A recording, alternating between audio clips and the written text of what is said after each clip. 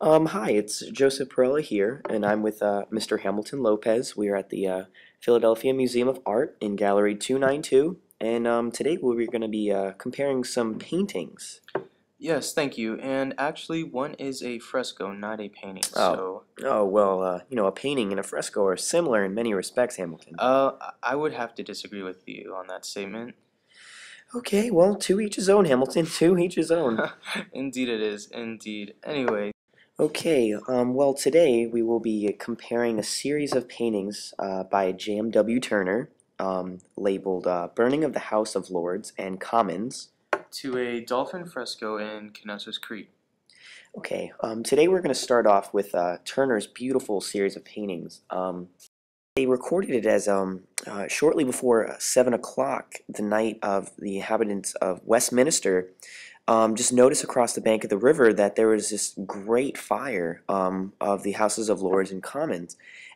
This occurred, by the way, on October 16th, 1834, and it was described to be an interplay of firelight and moonlight, which is why he did a series of sketches. Wow, wow, very interesting. Yeah, it is. It really is. Just such radiant colors.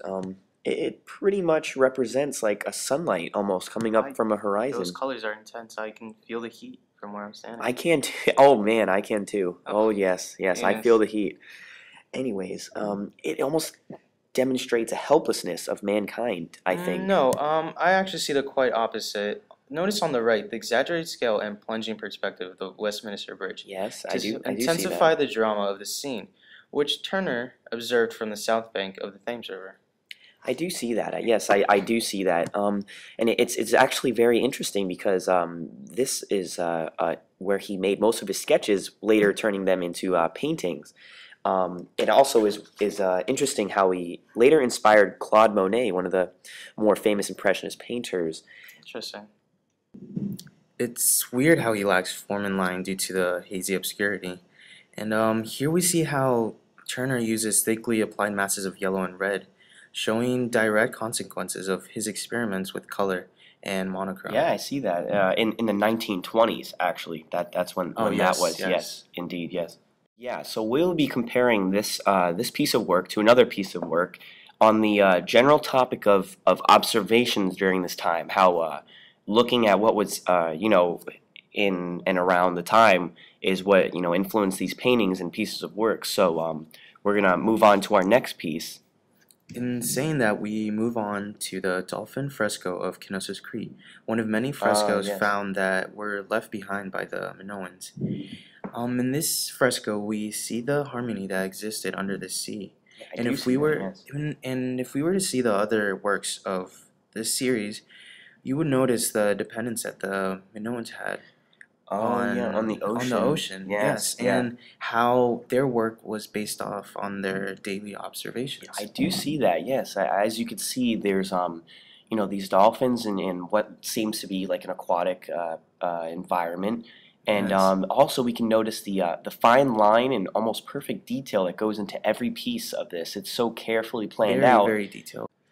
Also notice the vibrant colors used in the frescoes, just making it strange how these colors have survived throughout time from archaic Greece. That is interesting. Archaic Greece being so far back in time. Yes, indeed, very far back, and we also almost take this cartoonish take on the observation of their daily lives due to the lack in color.